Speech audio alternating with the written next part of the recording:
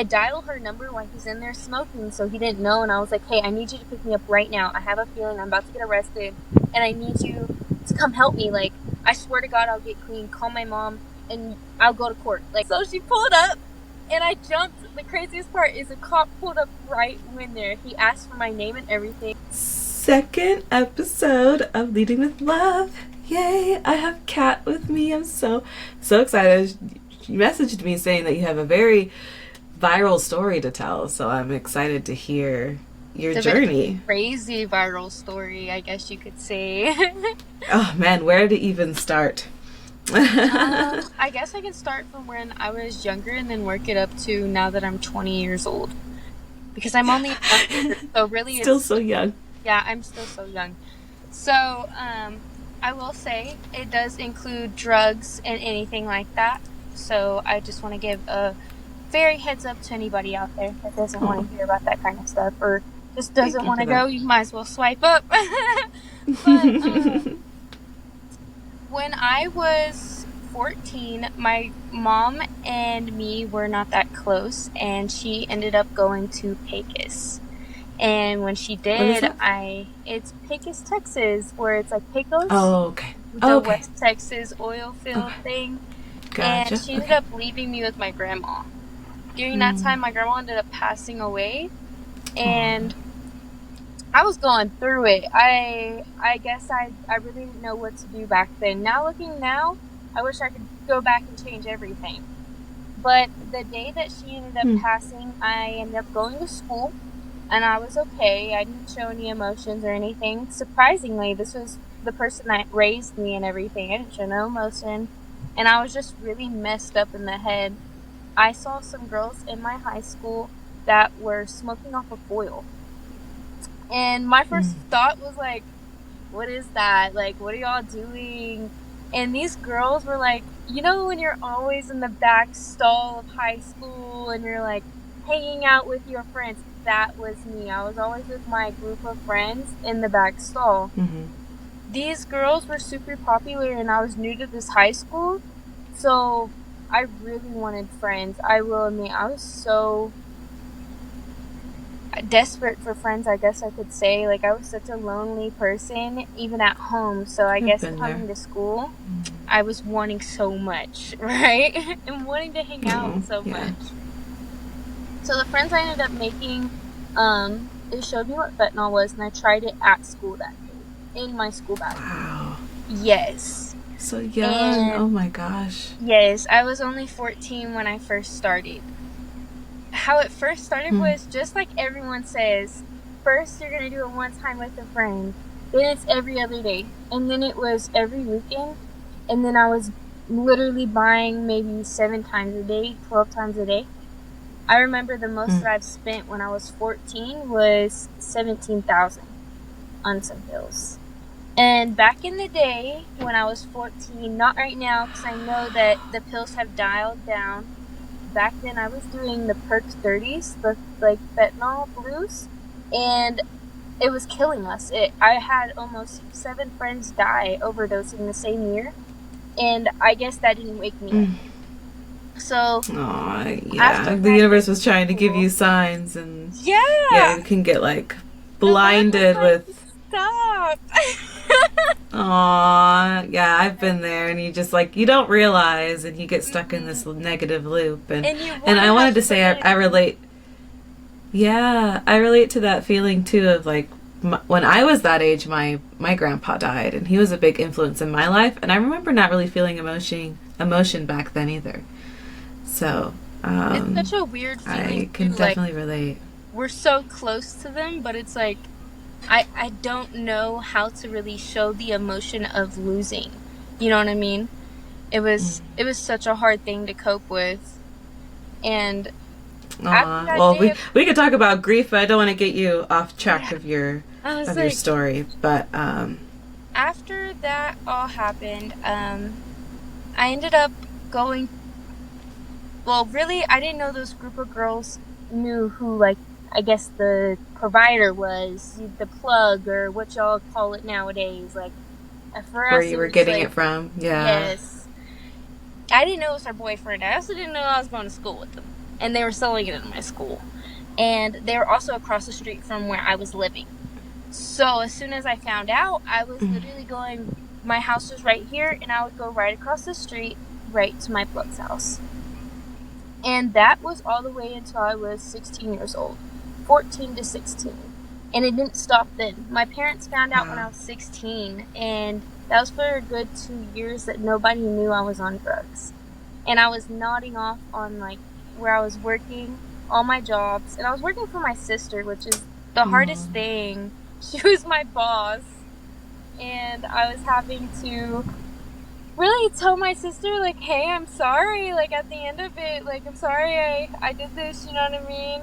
But me and her are the closest now. But after that, when I was 16, that's when I got into the story, and it gets a little worse. I'm like, it gets a lot worse. Oh gosh, that's already like so much you went through, and I'm so sorry that you had to go through that. And it seems like you weren't getting obviously the attention that you deserved because nobody noticed, right, for so long.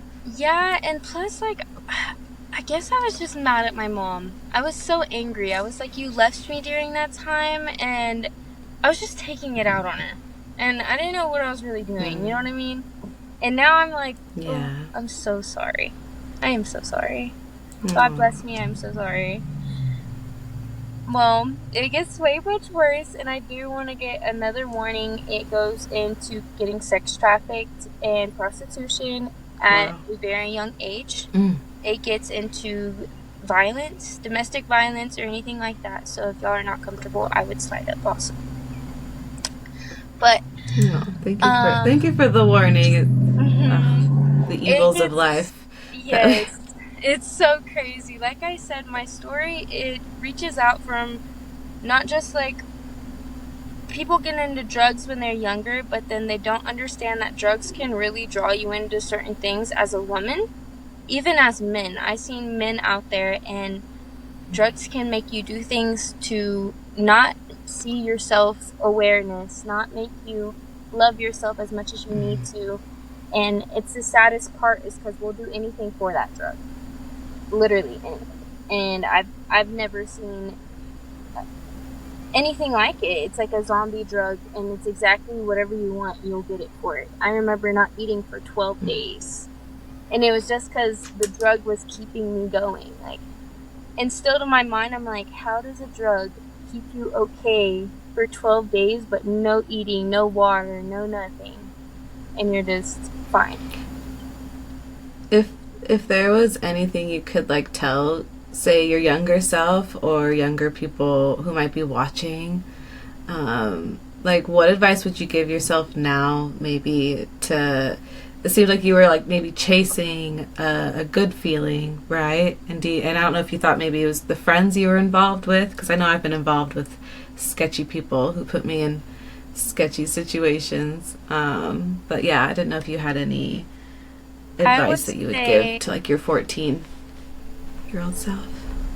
I would say for any younger viewers, but also to myself, especially nowadays, is slow down. You don't have to put your body out there. Wow. It's sad to say that, but you don't have to. You have to understand that there is a man out there that will love you for just you. And it's so hard to say that, and it's so hard to really think that, because growing up, you're always thinking the worst things, not even the positive things, and you never understand that either. You always think of the worst things first, and then it will bite you in the butt when you grow up. Because now, like, I would suggest to all the younger viewers is, nowadays, keep your bodies off of social media and love yourself and understand that you have self-worth, and drugs and substance don't have to do anything, and that's meaning alcohol as well, because I know nowadays a lot of youngsters drink, but alcohol is a drug. I know multiple people that abuse it, and it is a drug. And there's a reason that there's alcohol awareness places and stuff like that. So I would say slow down. Yeah, the DARE program, and wow. That's really beautiful. What I can't believe my mind is being blown that you're only 20, and it reminds me like because I had my daughter when I was 19, and when you get these challenges in life, you really have to grow up pretty fast, and you got challenges so young, so you definitely matured so fast. I really, really, really think it made me a better person because I'm so scared of everything around me, and I dress like so differently. I have pants up and down, you know what I mean? My shirts are covered, but what I used to dress was so provocative and just I don't know who I was. You feel like you had to show off that way. Yeah. We feel like we have to show off and get that attention, and I've been there, and we see it on TV or social media. That's how other people get attention, and it tricks us and deceives us, and that's what a beautiful message. I'm so grateful to have you as a guest on here. I'm so happy you reached out. I'm so grateful to tell my story too. Yeah. Feel free to keep going. I know you said you had more of the story to tell. Okay, where do I start? So at 14 is when we left off, right? You said 14 to 16. It was like the 2 years. Okay, so 16. I met a man. It wasn't a boy. I met a man. He was 26, and I know. I know where this. I know where this is going. Oh, no judgment at all. I was there too, my love. I was there too. Stinking 27-year-old, and I was 16. I've been there. I don't know what I was doing. Oh, man. I know. But he was 26, and he was texting me online at first. He was like telling me I was doing pills also. I was still on my grind of doing pills, but at this time I ended up running away from my mother. I was like, I'm gonna move out and everything. So I ended up moving house to house and living at random men's houses. It was insane. And yes. And I was like, I would say I was trying to hide in certain places to avoid things. Just to clarify things, because I don't want to say certain things. But when I met him, he was just texting me about my family. Like, he knew what was going on, and he was like, I'm going to save you. He's like, I have pills on me, and I promise, like, I'll protect you. I love you. Everyone's scared of me. Because where I lived in Fort Worth, Texas. And it was in the middle of Las Vegas Trail. If anybody knows where Las Vegas Trail is, they all know that is Fentanyl City. There is nothing but, it's basically as you hear as everything else of where you see Chicago Hill, where you see all those nods off, that's the same thing as Las Vegas Trail. It's so bad to where we have 10-year-olds, 14-year-olds nodding off of fentanyl to even, I've seen younger. Yes. I had to walk over bodies that were younger, that were just out of it. Oh, bless my heart. Wow. Yeah. So he was texting me, and he was like, I promise I'll keep you safe, because I was the only white girl in my community. Where I was also at Las Vegas Trail, if y'all know, it's mainly a lot of dark skins, and it was crazy to me because me and my best friend, her name, I'm not going to say her name, but I'll say Kate, she's also white as well, and me and her dated the brothers. We dated the brothers, not knowing like it was going to get as bad as it was going to get. And when we met them, we didn't know. He was texting me, he was like, I have a house. He brought me to the house, and when he brought me to the house was empty, guys, and I was dumb. I know that y'all are about to say in the comments like, bando. I know. It was a bando. But I wasn't really thinking at the time. I was just thinking like, this man didn't have furniture in this apartment. He's broke. Like, I don't know. Yeah, we're so naive. Yeah, I was so naive. He had nothing in his apartment, and he ended up having like stuff in the refrigerator though. The electricity was turned on, same for the water. So like, I really thought that he owned this house. Like, he was either renting or owning this house. Reality was, this wasn't a vacant house, and there's been squatters in and out this house, and in Fort Worth, there is no squatter rights. So as soon as you get caught, you're going straight for trespassing. So I was getting in there, and we were talking, and he was like, oh, I have some blues on me, and he was like, do you want to smoke? And I was like, yeah, I do want to smoke. And that day I ended up overdosing. My very first time ever overdosing with him. And I remember him saying right before I smoked the pill, these are really strong, and I have a Narcan next to you just in case you overdose. That was one of the scariest moments I've ever had in my entire life. None of my plugs or anything like that ever said anything to me that's like, here's a Narcan next to you, you're gonna need it, and it's gonna happen right now. And he was not lying. It happened right then, right now, and he shot me with 2 Narcans in this nostril and this nostril. And I woke up. He didn't call 911 or anything like that. We continued house hopping. So he told me that he was getting kicked out of that house. So we didn't get caught in that home. So we left. 2 weeks later, we went back, and there was about 80 people in that house. A lot of his friends. And my friend Kay was there. She ended up, like, going and doing pills also, but she was never really doing all that until she met this boy, which was his brother. Me and my ex were super duper okay at first. Like I said, like, I never thought it was going to end this way, because when me and him first got together, he was protecting me. He was my family. He was, like, providing me with everything that he was swearing he was going to. He had money on deck. He had the drugs on deck. Every house, he made sure that we at least had somewhere to sleep, a blanket, a pillow. Like, I really thought he was providing something, but it wasn't reality. Like, you're being provided trash. Like, that's all. You're being homeless. Yeah. And after the second week of me and him dating, he brought me back to that house, and he told me that he wanted me to go make money in the back room with his 3 friends, and I told him that I wasn't ready to. I already knew he was pimping out girls, but I didn't, like, he told me when me and him first got together that I was his quote-unquote bitch. I was his girl. I was his ride or die, you know what I mean? Like, I'm not gonna let you have nothing done to you. But every other girl, like, he was having me yell at them. He was having me do things to them, and I didn't want to, but also the drugs make you so angry that you can't control what's really going on. And I know a lot of people think you can, but you really can't. Like, it makes you so much different than the person that you really can be. And nowadays, I would never do the things I would ever do to another woman. It's insane. But he ended up telling me to go in the room with 3 guys. And he told me to make him $500. And it was $100 per guy. And one guy was going to pay $200. And he said if you bring me out money, he was going to give me a K-pack of pills.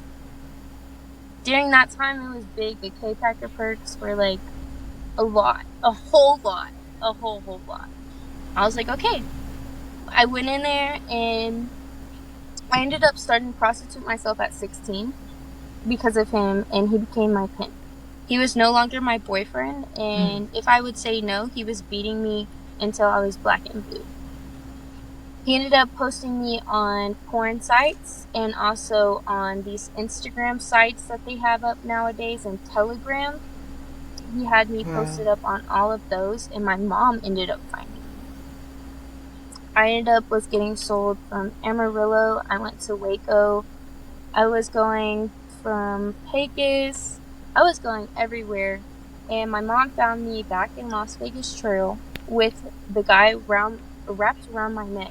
And my mom pulled up on me, and she was trying to get me away from him. I would not go with her, and I was telling her, I was like, I wouldn't do nothing to you if you would do this, and she was swearing, like, I would give you everything. She said she would give me a house, she'd give me a car. She was like, I promise I'll get you home clean, like, it won't be like last time, we'll switch everything, things will be better. And I started really thinking, like, he knew I was thinking too. Until He said out loud to my family, he was like, you did this to her. He was like, I protect her, I love her, and stuff like that. And that's what really made me like, this is my man. Like, no, like, I love him. No, I'm not gonna do this. I'm not gonna leave him. So my mom there for that day had over 100 people watching that neighborhood for weeks. When he found out that my grandpa was there, because my grandpa ended up stopping his car and asking people around my neighborhood, and everyone knew who I was. He started asking people hey, do you know where Kat's at? Do you know where my granddaughter's at? She's been going through things. She's on drugs right now. I heard that her boyfriend's beating on her. They started telling them who my boyfriend was, where I was going.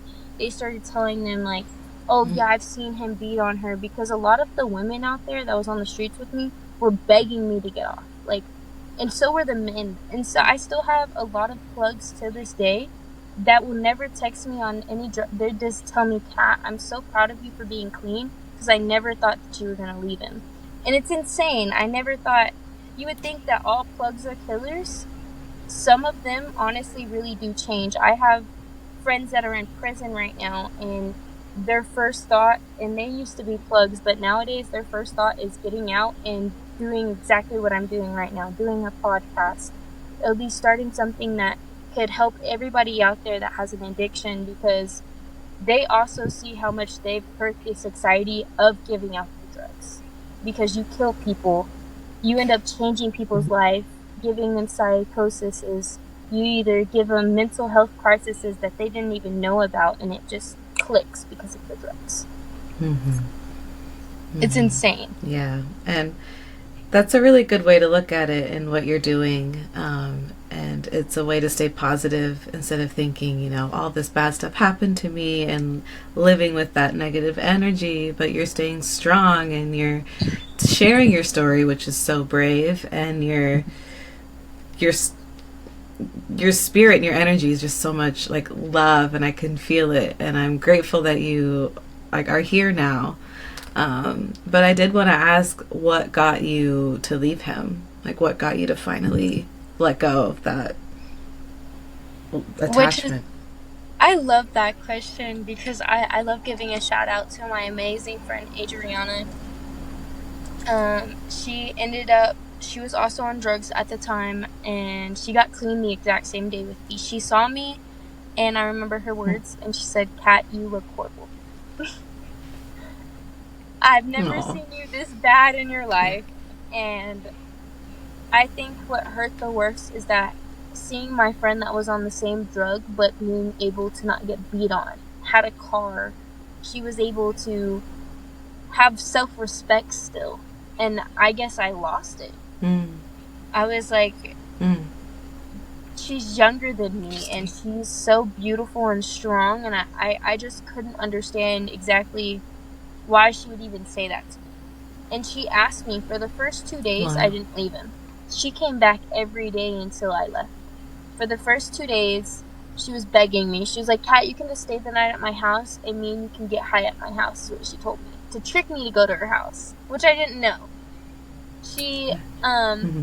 I told her no, and she wrote down her number on my arm. And the craziest part is, I was about to get arrested before I got clean. Like, literally right about to get arrested. Me and my ex-boyfriend went into a bando, and that bando ended up getting busted and raided by police. They heard that we were selling heroin and we were selling fentanyl in there. We got busted by the police, and me and my ex jumped out the window and we ran to the McDonald's and then locked ourselves in the McDonald's like a dummy. Meanwhile, I had 2 warrants on me. So, either way, me and a male were in one stall in a known as a family restaurant, and we're hiding from the police. And I'm like, what am I doing? So the first thing I do is I get out of the bathroom stall from him while he's smoking a pill, mind you, and there's smoke coming out of the bathroom stall and coming from like out of where they're cooking. And I go in there and I was like, can I please use your phone? I dial her number while he's in there smoking, so he didn't know. And I was like, hey, I need you to pick me up right now. I have a feeling I'm about to get arrested, and I need you to come help me. Like, I swear to God, I'll get clean. Call my mom. and I'll go to court. Like, I swear I'll handle everything. I'll go back to jail and sit my days off. So she pulled up, and I jumped. The craziest part is a cop pulled up right when he asked for my name and everything. I'm not going to say what I did because I don't know if he could put me in any legal actions, but I did end up, Okay. Yeah. Yeah, I understand. I understand. I did end up doing things, and I told him my friend was meeting me down the road. I did tell him the truth. I was like, my friend is coming right now for me. I don't know who this man is. I threw him under the bus, and I was like, he followed me in the restroom, is what I told them. So they were holding him. They were like, I'm holding you. They let him go, and you see him running after me because the firm where I was meeting her was a QT, and he was at the McDonald's. It was a good walk away. He was running, and he was like, don't fucking leave. Like, I'm going to kill you. I'm going to kill you. I'm going to kill you. So I jumped in her window that she had open. I just jumped in it. I was like, okay, we're going. And when on these drugs, you don't feel any pain. So really, I was like, okay, we're going. If I fall, I fell. And if I get caught, I'm getting beat up. Like, that was it. You know what I mean? Like, I had my options, and I went for them. When I got to her house, like, she swore to me we were going to get high. No. She flushed all of my pills, went through all my bags, took everything that was his, and ended up throwing it away in the trash, gave me new clothes. And she was like, I'm going to stay clean with you while your mom is coming. And remind you, this girl was also as bad on pills as me. We were doing probably 100 to 130 pills a day. So, I'm going to be real, she was probably like withdrawing 10 times as more as me with her being so small. But she was like, I'm going to go through it with you. She ended up going through all her withdrawals with me, and my mom came for me that Sunday. And my mom picked me up from her house, and I remember the first thing my mom was saying was how bad my body looked. I had over 32 infections from him burning me with black and milds all over my legs. I had them all over my rear, everywhere, because he was trying to wake me up when I was sleeping with black and milds. I had infections of him cutting me to teach me a lesson on when not to run away, or I was trying to call my mom sometimes off of Plug's phones. So the way he would teach me a lesson was putting a burnt knife onto me, and so I got a lot of infections from just burnt metal and also a lot of tetanus stuff because of it. And also when my mom found me, I had 2 big black eyes because he was beating me so bad. And all I could remember was my mom just crying, saying that I didn't look like her baby, and she'd never seen me so bad. And that's why I got clean. After that, I was done. I still to this day remember the first 7 months of me getting clean. I was looking at his Instagram, and I was looking for ways to contact him, and he found ways. But I also found out that I had Stockholm Syndrome from him holding me captive from the days that he was, when my mom was trying to find me and stuff, and walking me into the rooms and just cutting me and drugging me up with these drugs. I was really in love with that time. And not knowing that it was so sickening now, I loved it back then, that I was still chasing it. And when I first got clean, I was still texting him, and I was like, babe, I want to see you. I need to see you. Can I please come? Can you come get me? I'm all the way in New Mexico now. Come and drive to get me. I was trying to find ways to leave my mother's house and everything. And I didn't even know what Stockholm Syndrome was until I was diagnosed with it. And they were like, you just have certain things going on with you. And still to this day, I have dreams of every single thing that happens to me. Oh, yeah, I bet. I was going to ask how long ago was that when that whole situation happened, you decided to get clean? That was 2.5 years now.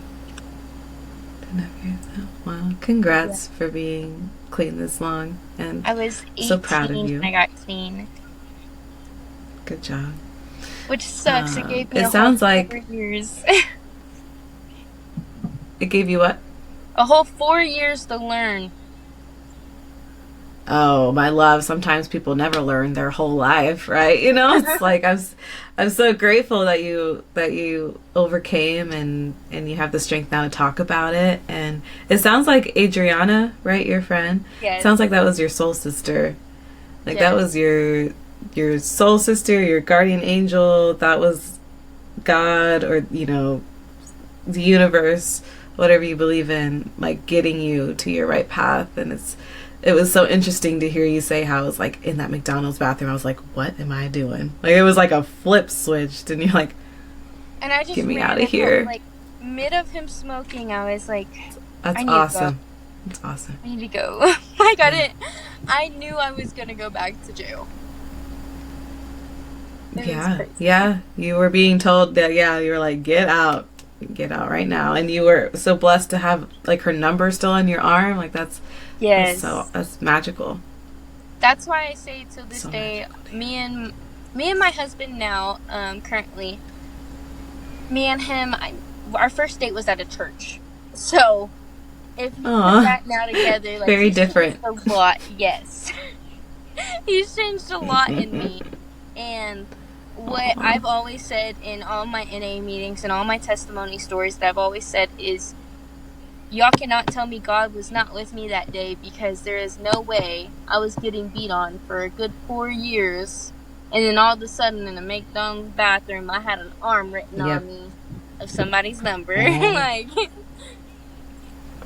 oh my gosh, I love that. Yeah, God, that's me, because like I'm going through my journey right now, talking to God more and getting more spiritually grounded, and it's so eye-opening when you realize you go through these crazy life things. Like there's so many moments where I shouldn't be here, and like God was there like to get me out of it, and it's like it's so magical. It's like the only word I can think of to describe it.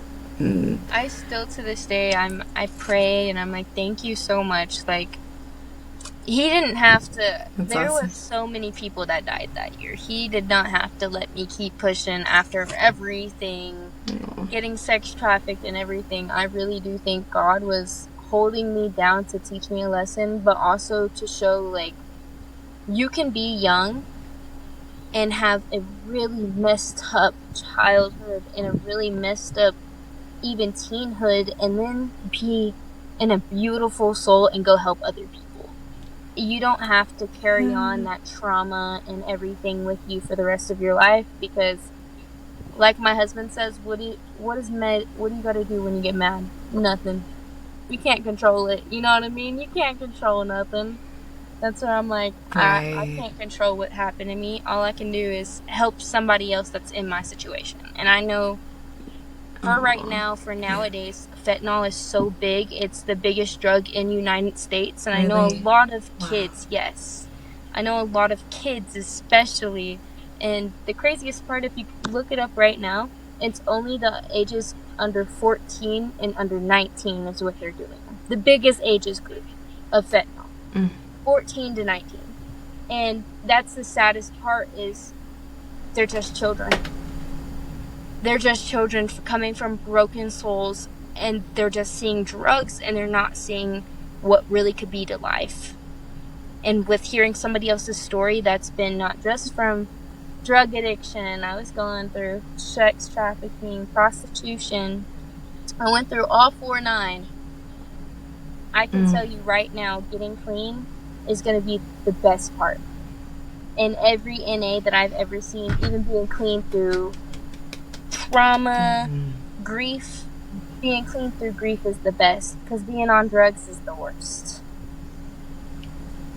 Amen. That's so beautiful. I can't even say it better myself. I'm so blessed that we connected. I don't know how long you've been following me now for, but I'm so grateful that you reached out, because this definitely felt meant to be. And I can't wait. For so long, and I'm currently on my journey of trying to be pregnant after all of that's happened to me. So it's been very, very, very, very rocky and confusing and hard. So I'm not gonna lie, you're the one TikToks I'm always watching. You help me out, especially because of what I've been through. You're telling me like, hey, like, I'm here, girl. I'm here spiritually. I can help you. You really helped me get me through the day. I'm like, okay, I can do this. I can really do this right now. That really means a lot, and I want us to stay connected. Like I can't wait to keep you already want to do all this good at 20. Like I can't wait to see all the good that you do. And I feel like you and I can keep doing more good together, and I can't wait to post this, and I'm sure we will talk again. And I want you to always know you can reach out to me, because especially after, I don't know if you've ever put your story out there before like this, but especially after putting yourself online, I know what that's like, and it can be a lot. So I am always here. Always, and if y'all do want a part 2 or anything about what my life is now, I would love to tell y'all. So if y'all want another call, just let me know in comments. That would be perfect. Yeah, we could do part 2 where you are now. I would love that. Let's chat soon about doing that. And I'm so grateful. This was such a great episode. Thank you so much for an amazing time here on the episode. It's been such. I'm not gonna lie, it's so crazy to be here. It's like, I'm on a podcast. Aww. Like, what? Well, only the 2nd episode, but I can't wait. I have such great feelings about it. I'm like, it's still a podcast. Cute. Aww. Well, I can't wait for you to see it and everybody else to see it and see your story. And you deserve all the love and good things that life is giving you. I'm just so proud of you. What a beautiful leading with love episode, and this was such a beautiful story, which is the message that I want to get out there about leading with love is, after all these things that can feel like such negative and hate and evil, love overcomes everything. And like having that faith and trust and being loving and forgiving, and like forgiving your old past and everybody else in it, and moving forward and wanting to help is so beautiful, and how I think we're all gonna live in harmony. So thank you for helping me lead with love. Amen. Thank you. And thank you for letting me be on this episode with you today. You're very welcome. I can't wait to keep chatting. And y'all comment questions for Kat for part 2. Yes. Huh? A lot of questions. Yeah. I'll answer everything. Deep down questions too, girl. Ask me anything. I'm okay. I've been asked everything in the book. We'll get them ready. I'll be writing them down. I'll be watching this and like, I gotta ask her this. Yeah. I love it. That was beautiful. Goodbye. Bye, guys.